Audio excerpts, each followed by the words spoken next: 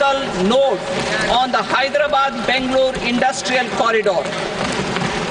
An additional allocation will be provided this year towards capital investment for economic growth. Grants for backward regions of Rayalaseema, Prakasham, North Coastal Andhra, as stated in the Act, will be provided. PM Awas Yojana. 3 crore additional houses under the PM Awas Yojana in rural and urban areas in the country have been announced, for which the necessary allocations are being made. Women-led development. For promoting women-led development, the budget carries an allocation of more than 3 lakh crore for schemes benefiting women and girls. This signals our government's commitment for enhancing women's role in economic development. Pradhan Mantri Janjatiya Unnat Gram Abhiyan. For improving the socio-economic condition of tribal communities, we will launch the Pradhan Mantri Janjatiya Unnat Gram Abhiyan by adopting saturation coverage for tribal families in tribal majority villages and aspirational districts.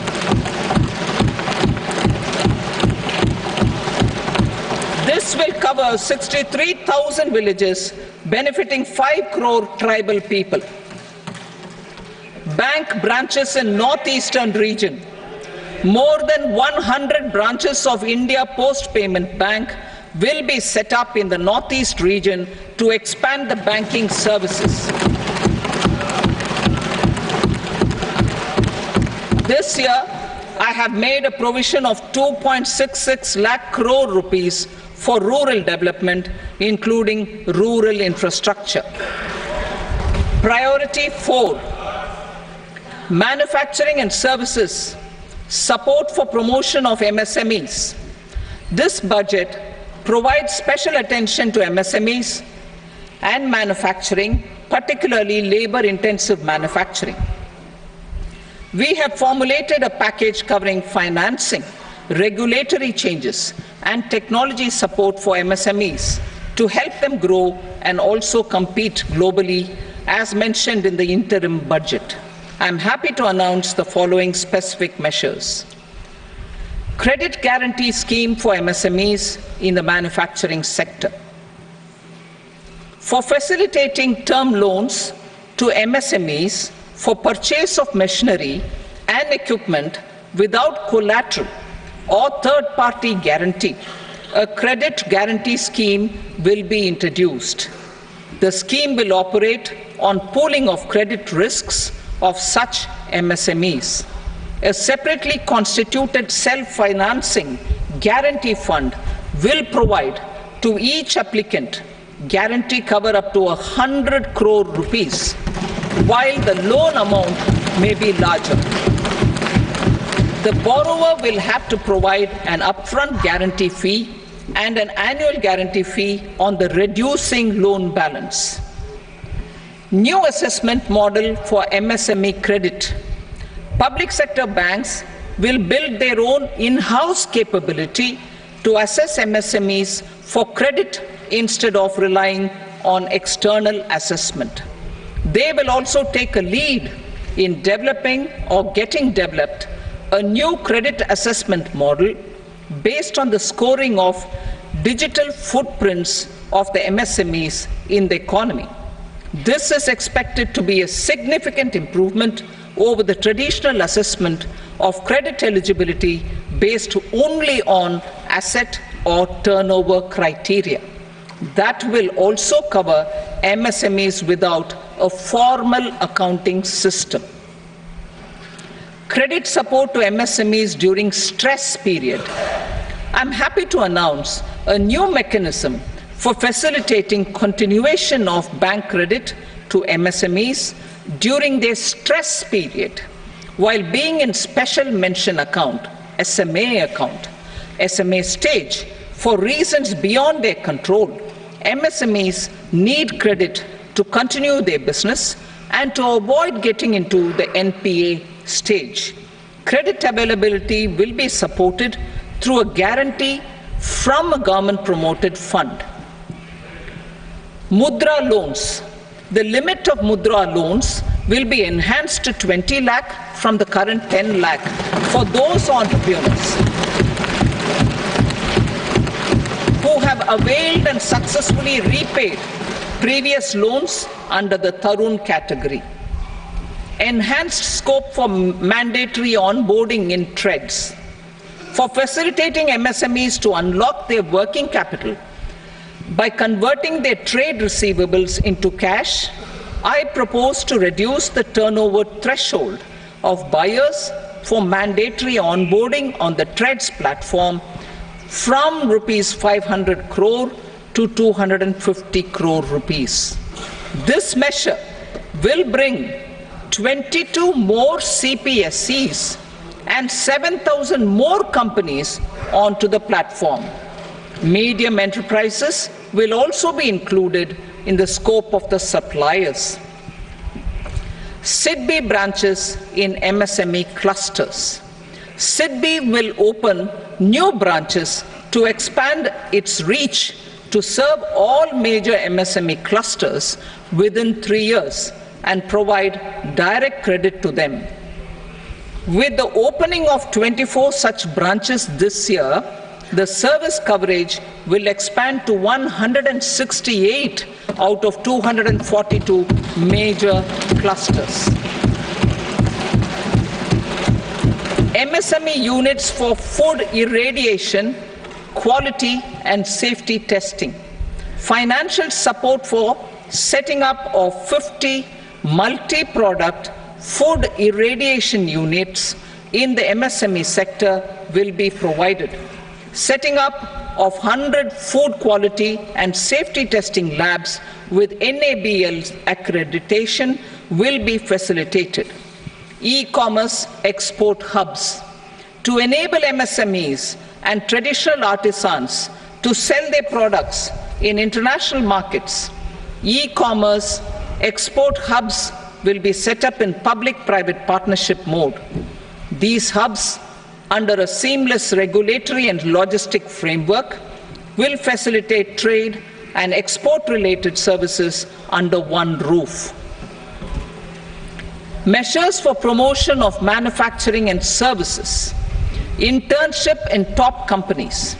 As the fifth scheme under Prime Minister's package, our government will launch a comprehensive scheme for providing internship opportunities in 500 top companies to 1 crore youth in 5 years.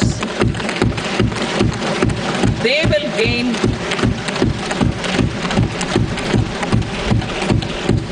will gain exposure for 12 months to real-life business environment, varied professions, and employment opportunities. An internship allowance of 5,000 per month, 5,000 rupees per month, along with a one-time assistance of 6,000 rupees will be provided. Companies will be expected to bear the training cost and 10% of their internship cost from their CSR funds. Industrial parks. Our government will facilitate development of investment-ready, plug-and-play industrial parks with complete infrastructure in or near 100 cities in partnership with the states and private sector by better using town planning schemes. 12 industrial parks under the National Industrial Corridor Development Program also will be sanctioned.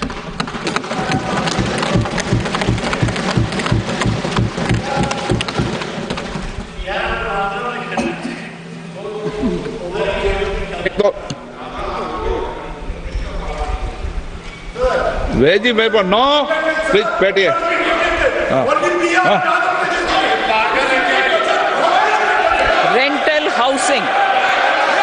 Rental housing with dormitory type accommodation for industrial workers will be, just 1 minute, rental housing, I repeat, rental housing with dormitory type accommodation for industrial workers will be facilitated in PPP mode with VGF support and commitment from anchor industries. Shipping industry, ownership, leasing and flagging reforms will be implemented to improve the share of Indian shipping industry and generate more employment. Critical mineral mission.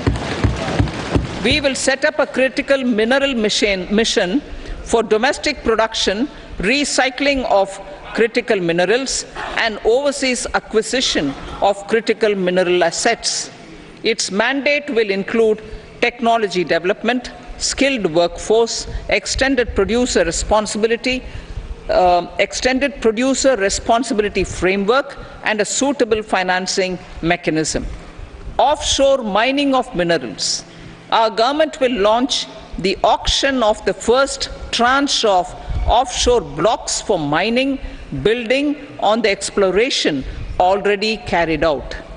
Digital public infrastructure applications. Turning to the services sector, I propose development of DPI applications at population scale for productivity gains, business opportunities, and innovation by the private sector.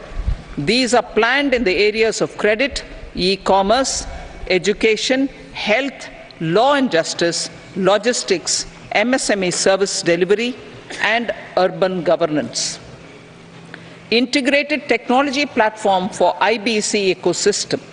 An integrated technology platform will be set up for improving the outcomes under the Insolvency Bankruptcy Code for achieving consistency, transparency, timely processing, and better oversight for all stakeholders. Voluntary closure of LLPs. The services of the Center for Processing Accelerated Corporate Exit, CPACE, will be extended for voluntary closure of LLPs to reduce the closure times. National Company Law Tribunals. The IBC has resolved more than 1,000 companies, resulting in direct recovery of 3.3 lakh crore to creditors. 3.3 lakh crore rupees to creditors. In addition, 28,000 cases involving over 10 lakh crore rupees have been disposed of even prior to admission. Appropriate changes to the IBC, reforms and strengthening of the tribunal and appellate tribunals will be initiated to speed up insolvency resolution. Additional tribunals will be established. Out of those, some will be notified to decide cases exclusively under the Companies Act. Debt recovery. Steps for reforming and strengthening debt recovery tribunals will be taken. Additional tribunals will be established to speed up recovery. Priority 5, urban development. Cities as growth hubs. Working with states, our government will facilitate development of cities as growth hubs. This will be achieved through economic and transit planning and orderly development of peri-urban areas utilizing town planning schemes. Creative redevelopment of cities. For creative brownfield redevelopment of existing cities with a transformative impact, our government will formulate a framework for enabling policies, market-based mechanisms, and regulation. Transit-oriented development. Transit-oriented development plans for 14 large cities with a population above 30 lakh will be formulated, along with an implementation and financing strategy. Urban housing. Under the PM Awas Yojana, Urban 2.0, housing needs of 1 crore urban poor and middle class families will be addressed with an investment of 10 lakh crore rupees. This will include the central assistance of 2.2 lakh crore rupees in the next 5 years. A provision of interest subsidy to facilitate loans at affordable rates is also envisaged. In addition, enabling policies and regulations for efficient and transparent rental housing markets with enhanced availability will also be put in place. Water supply and sanitation. In partnership with state governments and multilateral development banks, we will promote water supply, sewage treatments, and solid waste management projects and services for 100 large cities through bankable projects. These projects will also envisage use of treated water for irrigation and filling up of tanks in nearby areas. Street markets. Building on the success of PM Swanidhi scheme in transforming the lives of street vendors, our government envisions a scheme to support each year over the next 5 years the development of 100 weekly hearts or street food hubs in select cities. Stamp duty. We will encourage states which continue to charge high stamp duty to moderate the rates for all and also consider further lowering duties for properties purchased by women. This reform will be made an essential component of urban development schemes. Priority 6, energy security, energy transition. In the interim budget, I had announced our strategy to sustain high and more resource-efficient economic growth, along with the energy security in terms of availability, accessibility, and affordability. We will bring out a policy document on appropriate energy transition pathways that balances the imperatives of employment, growth, and environmental sustainability. PM Surya Ghar Muft Bijli Yojana. PM Surya Ghar Muft Bijli Yojana. In line with the announcement in the interim budget,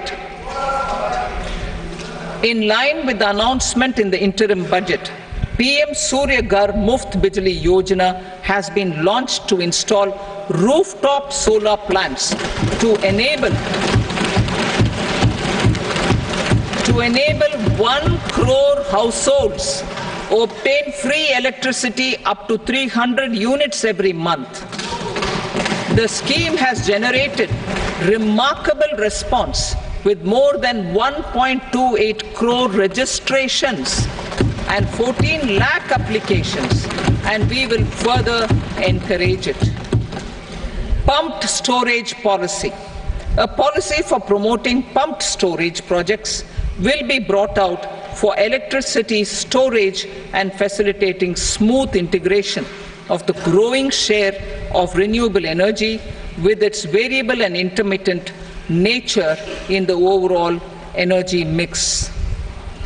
Research and development of small and modular nuclear reactors. Nuclear energy is expected to form a very significant part of the energy mix for Vikasit Bharat.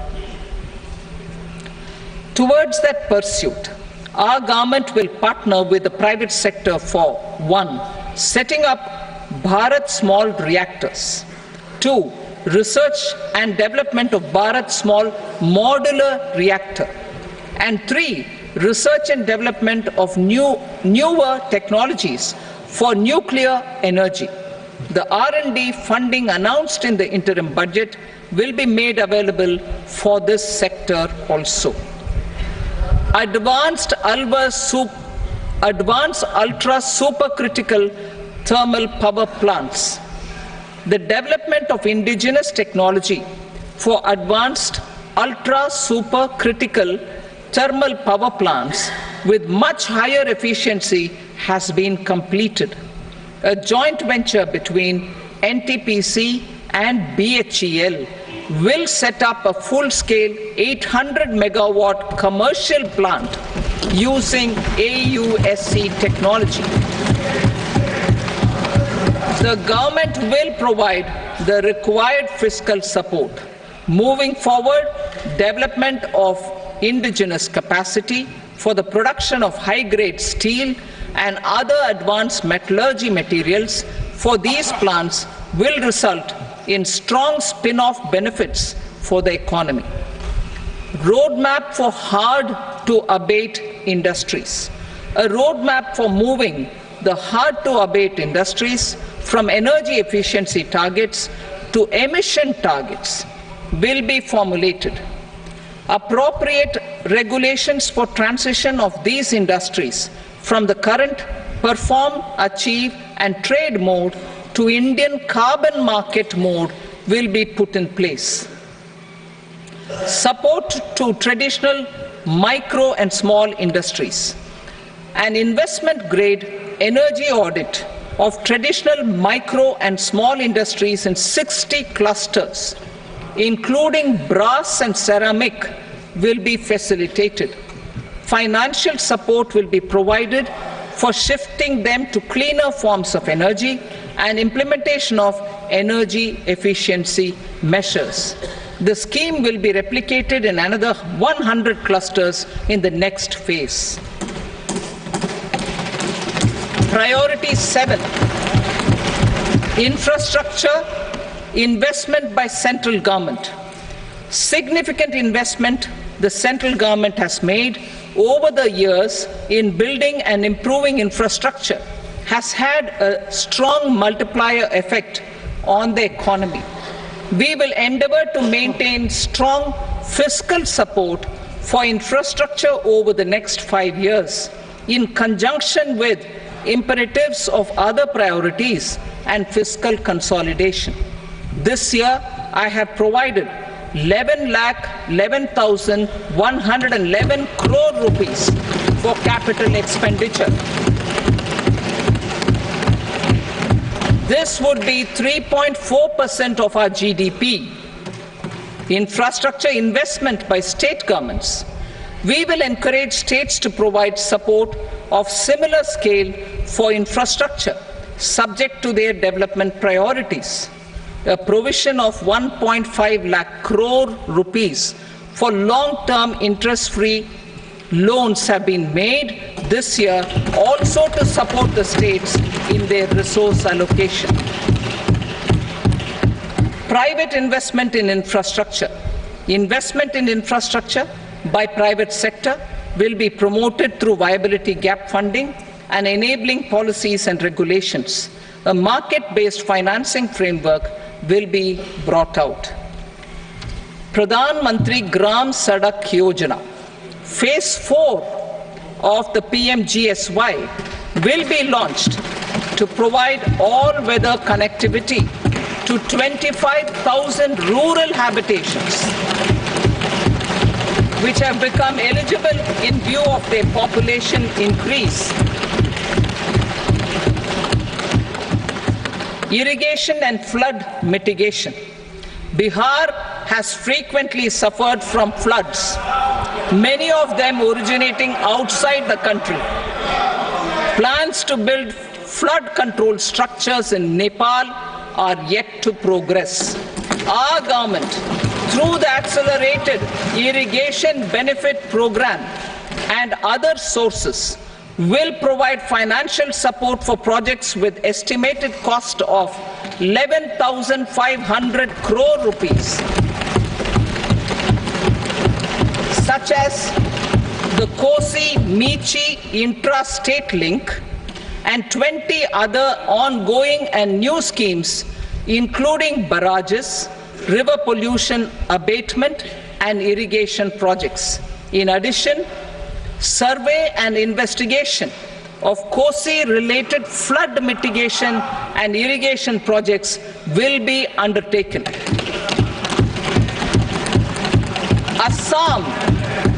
Assam grapples with floods every year by the Brahmaputra River and its tributaries. originating outside India. We will provide assistance to Assam for flood management and related projects.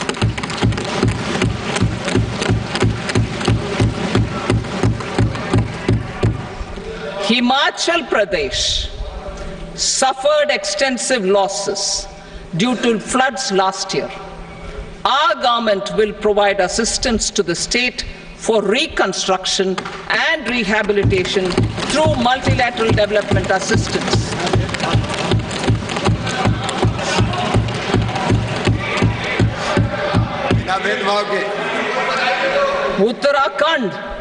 Uttarakhand too suffered losses due to cloudbursts and massive landslides.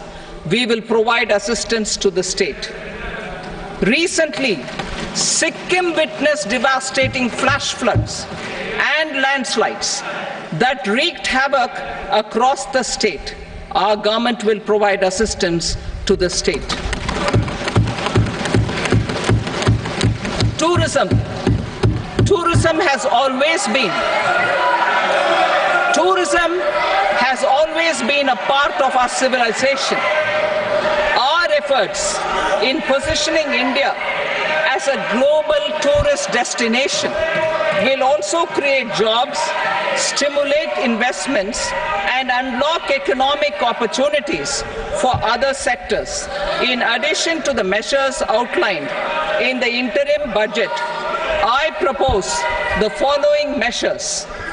Vishnupad Temple at Gaya and Mahabodhi Temple at Bodh Gaya in Bihar are of immense spiritual significance.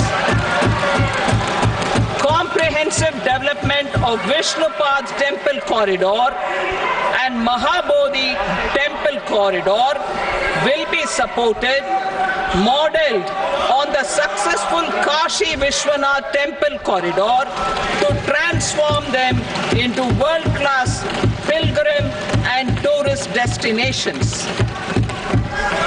Rajgir holds immense religious significance for Hindus, Buddhists and Jains. The 20th Tirthankara Muniswarata temple in the Jain temple complex is ancient. The Saptarishi or the 7 hot springs form a warm water Brahmkund that is sacred. A comprehensive development initiative for Rajgir will be undertaken. Our government will support the development of Nalanda as a tourist center, besides reviving Nalanda University to its glorious stature. Odisha's scenic beauty, temples, monuments, craftsmanship, wildlife sanctuaries, natural landscapes, and pristine beaches make it an ultimate tourism destination. Our government will provide assistance for their development to Odisha as well. Priority 8, innovation, research and development. We will operationalize the Anusandhan National Research Fund for basic research and prototype development. Further, we will set up a mechanism for spurring private sector-driven research and innovation at commercial scale with a financing pool of 1 lakh crore rupees in line with the announcement in the interim budget. Space economy. With our continued emphasis on expanding the space economy by 5 times in the next 10 years, a venture capital fund of 1,000 crore rupees will be set up. Priority 9, next generation reforms. Economic policy framework.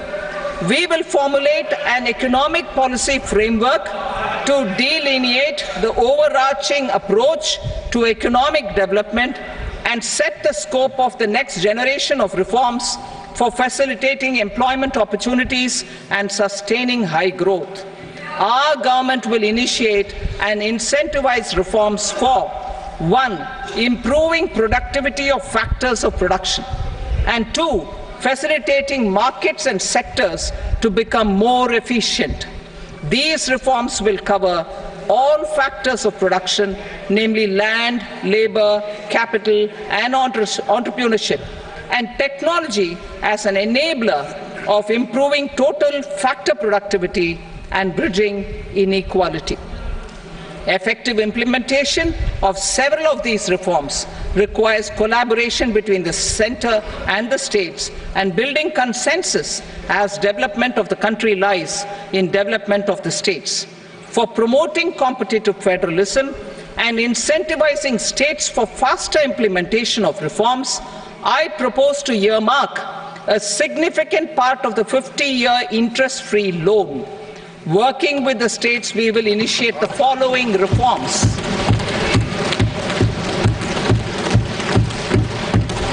Land-related reforms and actions, both in the rural and urban areas, will cover land administration, will cover 1. Land administration, planning and management, and 2.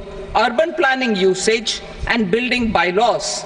These will be incentivized for completion within the next 3 years through appropriate fiscal support. Rural land-related actions. Rural land-related actions will include 1. Assignment of unique land parcel identification number, UL PIN, or Bhu Aadhaar for all lands. 2. Digitization of cadastral maps. 3. Survey of subdivisions, survey of map subdivisions as per current ownership. 4. Establishment of land registry. And 5. Linking to the farmers registry. These actions will also facilitate credit flow and other agricultural services. Urban land-related actions. Land records in urban areas will be digitized with GIS mapping. An IT-based system for property record administration, updating, and tax administration will be established. These will also facilitate improving the financial position of urban local bodies. Labor-related reforms. Services to labor. Our government will facilitate the provision of a wide array of services to labor, including those for employment and skilling. A comprehensive integration of e-Shram portal with other portals will facilitate such one-stop solution. Open architecture databases for the rapidly changing labor market, skill requirements, and available job roles, and a mechanism to connect job aspirants with potential employers and skill providers will be covered in these services. Shram Suvidha and Samadhan portal. Shram Suvidha and Samadhan portal will be revamped to enhance ease of compliance for industry and trade. Capital and entrepreneurship related reforms. Financial sector vision and strategy. For meeting financing needs of the economy, our government will bring out a financial sector vision and strategy document to prepare the sector in terms of size, capacity, and skills. This will set the agenda for the next 5 years and guide the work of the government, regulators, financial institutions, and market participants. Taxonomy for climate finance. We will develop taxonomy for climate finance for enhancing the availability of capital for climate adaptation and mitigation. This will support achievement of the country's climate commitments and green transition. Variable capital company structure. We will seek the required legislative approval for providing an efficient and flexible mode for financing leasing of aircrafts and ships and pooled funds of private equity through a variable company structure. Foreign direct investments and overseas investment. The rules and regulations for foreign direct investment and overseas investments will be simplified to 1. Facilitate foreign direct investments, 2. Nudge prioritization, and 3. Promote opportunities for using Indian rupee as a currency for overseas investment. NPS Vatsalya. NPS Vatsalya, a plan for contribution by parents and guardians for minors, will be started. On attaining the age of majority, the plan can be converted seamlessly into a normal NPS account. Use of technology. We have successfully used technology for improving productivity and bridging inequality in our economy during the past 10 years. Public investment in digital infrastructure and innovations by the private sector have helped in improving access of all citizens, particularly the common people, to market resources, education, health and services. We will step up adoption of technology towards digitalization of the economy. Ease of doing business. For enhancing ease of doing business, we are already working on the Jan Vishwas Bill 2.0. Further, states will be incentivized for implementation of the business reforms, action plans, and digitalization. Data and statistics. For improving data governance, collection, processing and management of data and statistics, different sectoral databases, including those established under the Digital India Mission, will be utilized with active use of technology tools. New pension scheme. The committee to review the NPS has made considerable progress in its work. I am happy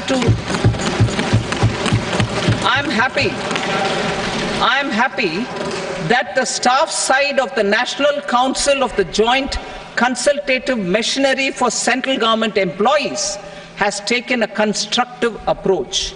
A solution will be evolved which addresses the relevant issues while maintaining fiscal prudence to protect the common citizens. Budget estimates for 24-25. For the year 24-25, total receipts other than borrowings and the total expenditure are estimated at 32.07 lakh crore rupees and 48.21 lakh crore rupees respectively. The net tax receipts are estimated at 25.83 lakh crore rupees. The fiscal deficit is estimated at 4.9% of the GDP. The gross and the net market borrowings through dated securities during 24-25 are estimated at 14.01 lakh crore rupees and 11.63 lakh crore rupees respectively. Both will be less than that in 23-24. The fiscal consolidation path announced by me in 2021 has served our economy very well, and we aim to reach the deficit below 4.5% next year. The government is committed to staying the course. From 2026-27 onwards, our endeavour will be to keep the fiscal deficit each year such that the central government's debt will be on a declining path as percentage of GDP. I will now move to Part B.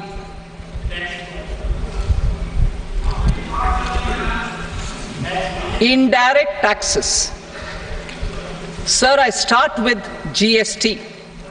It has decreased tax incidence on the common man, reduced compliance burden and logistics cost for trade and industry, and enhanced revenues of the central and the state governments. It is a success of vast proportions. To multiply the benefits of GST, we will strive to further simplify and rationalize the tax structure and endeavour to expand it to the remaining sectors. My proposals for custom duties My proposals for customs duties intend to support domestic manufacturing, deepen local value addition, promote export competitiveness, and simplify taxation while keeping the interest of the general public and consumers surmount. In Budget 22-23, we reduced the number of customs duty rates. I propose to undertake a comprehensive review of the rate structure over the next 6 months to rationalize and simplify it for ease of trade, removal of duty inversion, and reduction of disputes. I shall now take up sector-specific customs duty proposals. Medicine and medical equipments.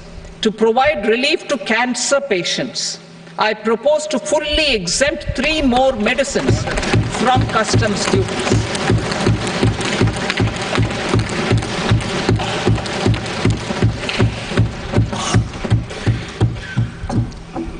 I also propose changes in the BCD on X-ray tubes and flat panel detectors for use in medical X-ray machines under the phased manufacturing program so as to synchronize them with the domestic capacity addition.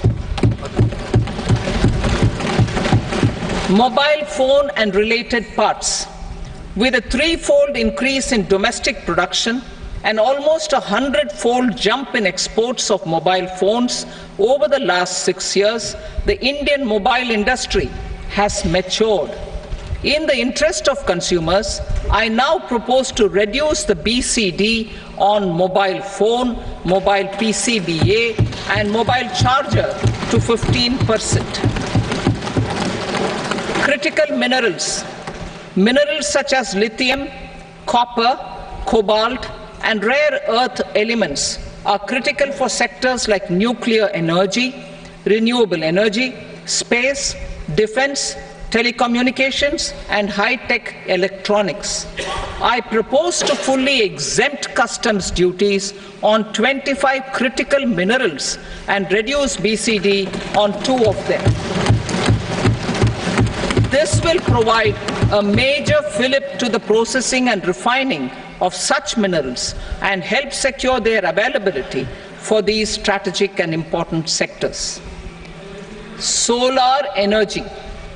Energy transition is critical in the fight against climate change. To support energy transition, I propose to expand the list of exempted capital goods for use in the manufacture of solar cells and panels in the country.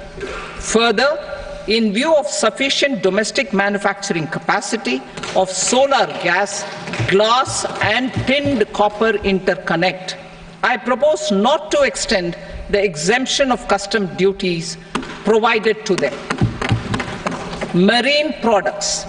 India's seafood exports in the last financial year touched an all-time high of more than 60,000 crores of rupees. Frozen shrimp accounted for about 2/3 of these exports. To enhance their competitiveness, I propose to reduce BCD on certain broodstock, polychaete worms, shrimp, and fish feed to 5%. I also propose to exempt customs duty on various inputs for manufacture of shrimp and fish feed. Leather and textile. Similarly, to enhance the competitiveness of exports in the leather and textile sectors, I propose to reduce BCD on real down-filling material from duck or goose. I am also making additions to the list of exempted goods for manufacture of leather and textile garments, footwear, and other leather articles for export. To rectify inversion in duty, I propose to reduce BCD subject to conditions on methylene diphenyl diisocyanate MDI for manufacture of spandex yarn from 7.5 to 5%. Furthermore, the export duty structure on raw hides, skin, and leather is proposed to be simplified and rationalized. Precious metals. To enhance domestic value addition in gold and precious metal jewelry, in the country, I propose to reduce customs duties on gold and silver to 6% and that of platinum to 6.4%.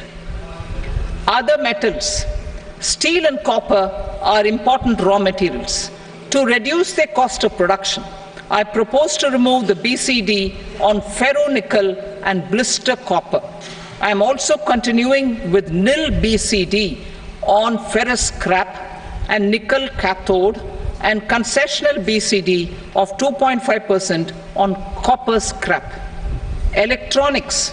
To increase value addition in the domestic electronics industry, I propose to remove the BCD subject to conditions on oxygen-free copper for manufacture of resistors. I also propose to exempt certain parts for manufacture of connectors. Chemicals and petrochemicals.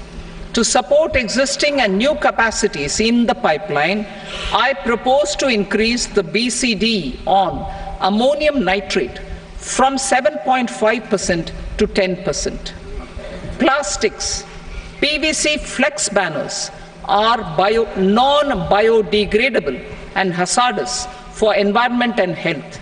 To curb their imports, I propose to raise the BCD on them from 10 to 25%. Telecommunication equipment. To incentivize domestic manufacturing, I propose to increase the BCD from 10 to 15% on PCBA of specified telecom equipment. Trade facilitation. To promote domestic aviation and boat and ship MRO, I propose to extend the period for export of goods imported for repairs from 6 months to 1 year. I'll read that again. To promote domestic aviation and boat and ship maintenance, repair and operations, I propose to extend the period for export of goods imported for repairs from 6 months to 1 year. In the same vein, I propose to extend the time limit for re-import of goods for repairs under warranty from 3 to 5 years. I now move to direct taxes. We will continue our efforts to simplify taxes, improve taxpayer services, provide tax certainty, and reduce litigation while enhancing revenues for funding the development and welfare schemes of the government.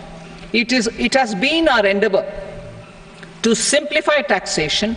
We have taken a number of measures in the last few years, including introduction of simplified tax regimes without exemptions and deductions for corporate tax and for personal income tax. This has been appreciated by taxpayers. 58% of corporate tax came from the simplified tax regime in the financial year 22-23. Similarly, as per data available till now, for the last fiscal, more than 2/3 have availed the new personal income tax regime. Comprehensive review of the Income Tax Act. I am now announcing a comprehensive review of the Income Tax Act 1961. The purpose is to make the Act concise, lucid, easy to read and understand. This will reduce disputes and litigation, thereby providing tax certainty to the taxpayers. I will also bring down the demand embroiled in litigation. It is proposed to be completed in 6 months. A beginning is being made in the finance bill by simplifying the tax regime for charities, tedious rate structures, provisions of reassessment and such provisions, and capital gains taxation. Simplification for charities and tedious. Two tax exemption regimes. The two tax exemption regimes for charities are proposed to be merged into one. The 5% tedious rate on many payments is being merged into the 2% tedious rate, and the 20% tedious rate on repurchase of units by mutual funds or UTI is being withdrawn. TDS rate on e-commerce operators is proposed to be reduced from 1 to 0.1%. Moreover, credit of TCS is proposed to be given in the TDS to be deducted on salary. Further, I propose to decriminalize delay for payment of TDS up to the due date of filing statement for the same. I also plan to provide a standard operating procedure for TDS defaults and simplify and rationalize the compounding guidelines for such defaults. Simplification of reassessment. I propose to thoroughly simplify the provisions for reopening and reassessment. An assessment hereinafter can be reopened beyond 3 years from the end of the assessment year only if the escaped income is 50 lakh rupees or more, up to a maximum period of 5 years from the end of the assessment year. Even in such cases, a time limit of 6 years before the year of the search, as against the existing time limit of 10 years, is being proposed. This will reduce tax uncertainty and disputes. Simplification and rationalization of capital gains. Capital gains taxation is also proposed to be hugely simplified. Short-term gains on certain financial assets shall henceforth attract a tax rate of 20%, while that on all other financial assets and all non-financial assets shall continue to attract the applicable tax rate. Long-term gains on all financial and non-financial assets, on the other hand, will attract a tax rate of 12.5%. For the benefit of the lower and the middle income classes, I propose to increase the limit of exemption of capital gains on certain financial assets to 1.25 lakh rupees per year. Listed financial assets held for more than a year will be classified as long-term, while unlisted financial assets and all non-financial assets will have to be held for at least 2 years to be classified as long-term. Unlisted bonds and debentures, debt mutual funds, and market-linked debentures, irrespective of holding period, however, will attract tax on capital gains at applicable rates. Taxpayer services. All the major taxpayer services under GST and most services under customs and income tax have been digitalized. All remaining services of customs and income tax, including rectification and order giving effect to appellate orders, shall be digitalized and made paperless over the next 2 years. Litigation and appeals. While our concerted efforts to reduce pendency of appeals at various appellate fora are beginning to show good results, it will continue to engage our highest attention. To dispose of the backlog of first appeals, I plan to deploy more officers to hear and decide such appeals, especially those with large tax effect. For resolution of certain income tax disputes pending in appeal, I am also proposing Vivad Se Vishwas Scheme 2024. Further, I propose to increase monetary limits for filing appeals related to direct taxes, excise, and service tax in the tax tribunals, high courts, and Supreme Court to 60 lakh rupees, 2 crore rupees, and 5 crore respectively. With a view to reduce litigation and provide certainty in international taxation, we will expand the scope of safe harbor rules and make them more attractive. We will also streamline the transfer pricing assessment procedure. Employment and investment. I have a few proposals to promote investment and foster employment. First of all, to bolster the Indian startup ecosystem, boost the entrepreneurial spirit, and to support innovation, I propose to abolish the so-called angel tax for all classes of investors. Second, there is tremendous potential for cruise tourism in India. To give a fillip to this employment-generating industry, I am proposing a simpler tax regime for foreign shipping companies operating domestic cruises in the country. Third, India is a world leader in the diamond cutting and polishing industry, which employs a large number of skilled workers. To further promote the development of this sector, we would provide for safe harbor rates for foreign mining companies selling raw diamonds in the country. Fourth, to attract foreign capital for our development needs, I propose to reduce the corporate tax rate on foreign companies from 40 to 35%. Deepening the tax base. I have a couple of proposals for deepening the tax base. First, security transaction tax on futures and options of securities is proposed to be increased to 0.02% and 0.1% respectively. Second, for reasons of equity, I propose to tax income received on buyback of shares in the hands of recipients. Other proposals: to improve social security benefits, deduction of expenditure by employers towards NPS is proposed to be increased from 10 to 14% of the employee's salary. Similarly, deduction of this expenditure up to 14% of salary from the income of employees in private sector, public sector banks and undertakings opting for the new tax regime is proposed to be provided.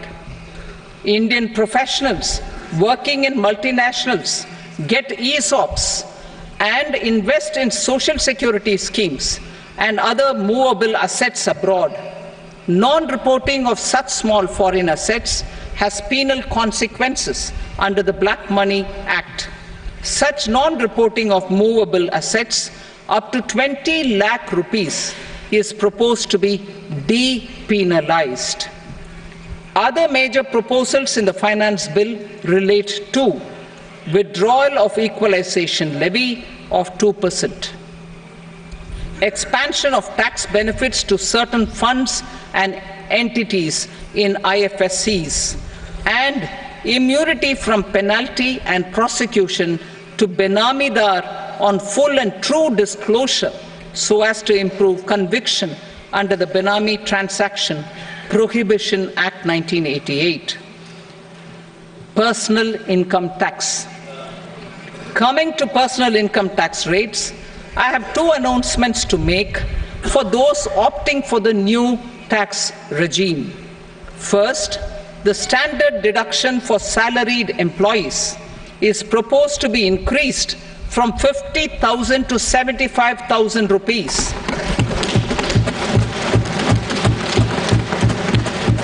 Similarly, deduction on family pension for pensioners is proposed to be enhanced from 15,000 to 25,000 rupees. This will provide relief to about 4 crore salaried individuals and pensioners.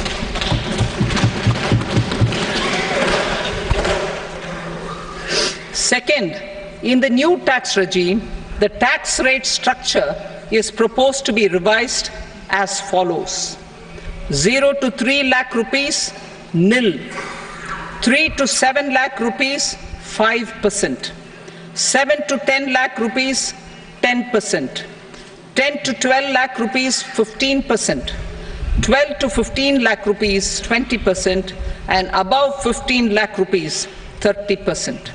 As a result of these changes, a salaried employee in the new tax regime stands to save up to 17,500 rupees in income tax.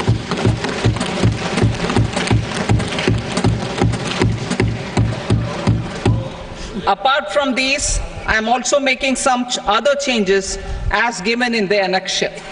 As a result of these proposals, revenue of about 37,000 crore, that is 29,000 crore in direct taxes and 8,000 crore in indirect taxes will be foregone, while revenue of about 30,000 crore rupees will be additionally mobilized.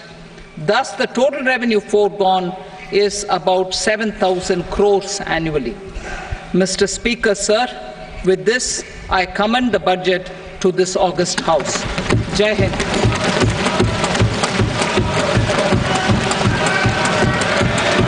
Item number 2.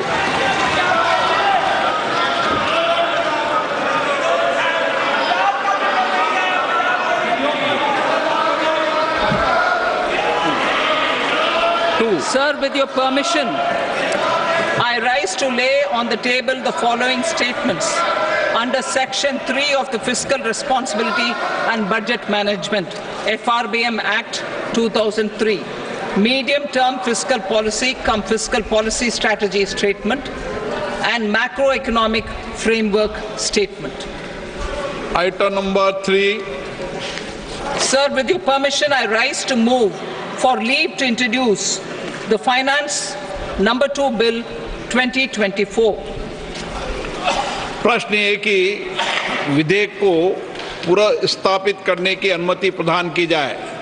जो सदस्य इसके पक्ष में हाँ कहें, जो सदस्य विरोध में ना कहें। मेरे विचार में निर्णय हाँ वालों के पक्ष में अनुमति प्रदान की जाती है। माननीय मंत्री जी, अब विधेयक पुनर्स्थापित करें। Sir, I introduce the bill. Item number 4. The Union Territory of Jammu and Kashmir budget.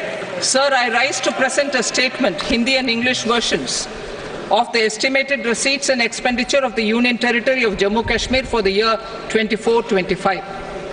सभा की कार्रवाई कल बुधवार दिनांक 24 जुलाई 2024 को प्राप्त 11 बजे तक के लिए स्थगित की जाती है।